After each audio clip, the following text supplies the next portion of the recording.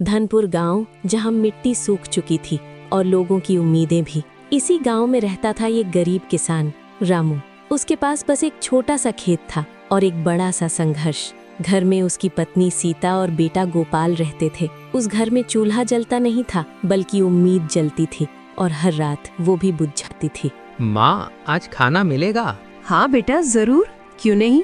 सीता ने अपनी आखिरी रोटी उठाई और बेटे की थाली में रख दी। माँ कभी भूखी नहीं होती, वो बस अपने हिस्से का दर्द खा लेती है।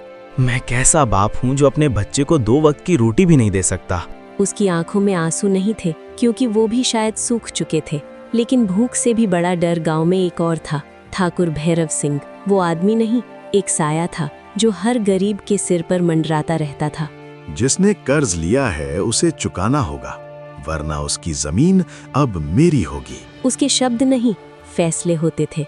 रामू जानता था वो कर्ज नहीं चुका पाएगा और अब उसकी जमीन भी उससे छिनने वाली थी, जो उसकी आखिरी पहचान थी। उस रात रामू खेत में अकेला बैठा था। आसमान में तारे थे, लेकिन उसके अंदर अंधेरा था।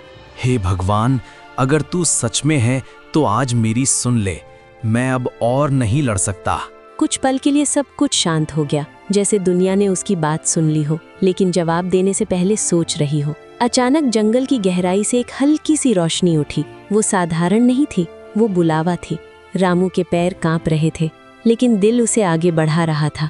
कभी कभी डर से बड़ा होता है। और फिर वो सामने था, एक हिरण, लेकिन साधारण नहीं। उसके सींगों से रोशनी निकल रही थी और उसकी आंखों में एक गहरी सच्चाई थी। तुम कौन हो? उस सवाल में डर भी था और आखिरी उम्मीद भी। मैं तुम्हारी सच्चाई का उत्तर हूँ, तुम्हारी मेहनत का फल। हिरण रामू के पास आया और जैसे उसकी आत्मा को पढ़ने लगा। तुम गरीब हो लेकिन लालची नहीं, इसलिए मैं तुम्हें एक मौका देता हूँ। जो मिलेगा उसे सिर्फ अपने लिए मत रखना, वरना वही चीज तुम्हें खत्म कर देगी। ये शब्द चेतावनी नहीं थे, एक भविष्य थे। उस रात रामू सोया नहीं। उसके दिमाग में सवाल थे और दिल में डर। क्या सच में कुछ बदलने वाला था? सुबह हुई और रामू के खेत में सोने जैसा गेहूं लहरा रहा था। पूरा गांव हैरान था, लेकिन दूर खड़ा एक आदमी मुस्कुरा रहा था। वो था ठाकुर भैरव सिंह। उसकी आंखों में खुशी नहीं थी, सिर्फ लालच था। अब ये सब मेरा होगा।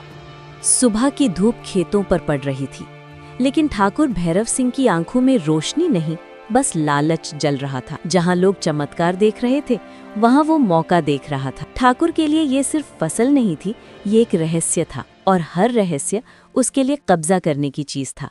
इस गरीब की किस्मत इतनी अच्छी नहीं हो सकती, इसके पीछे जरूर कोई राज है।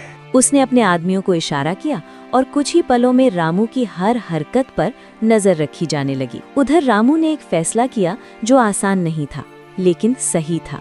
ये अनाज सिर्फ मेरा नहीं है, ये पूरे गांव का है। उसने हर घर में अनाज पहुंचाया, हर चूल्हा जला, हर चेहरे पर सुकून लौटा। लेकिन कुछ नजरें अब भी भूखी थीं। रामू, अगर सब दे दोगे तो हम क्या खाएंगे?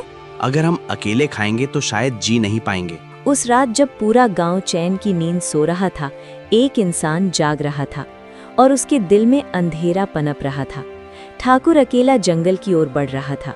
हर कदम के साथ उसका लालच और गहरा होता जा रहा था। अब वो जादू मेरा होगा, सिर्फ मेरा। जंगल में अजीब खामोशी थी, जैसे हर पेड़, हर पत्ता उसे देख रहा हो और चेतावनी दे रहा हो। कहाँ है तू?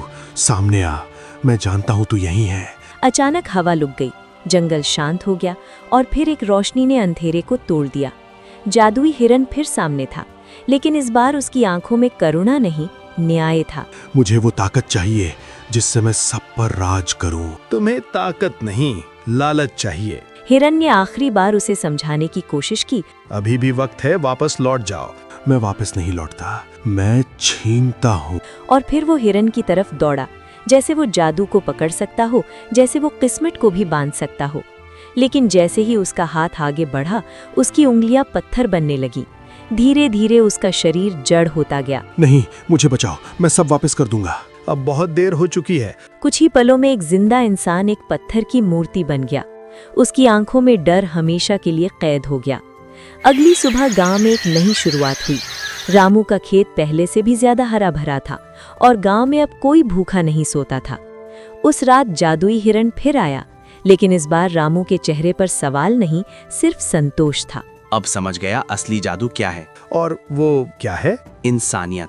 लालच इंसान को पत्थर बना देता है। धीरे धीरे अंदर से जो बांटता है वही सच में अमीर होता है। असली जादू बाहर नहीं, इंसान के दिल में होता है।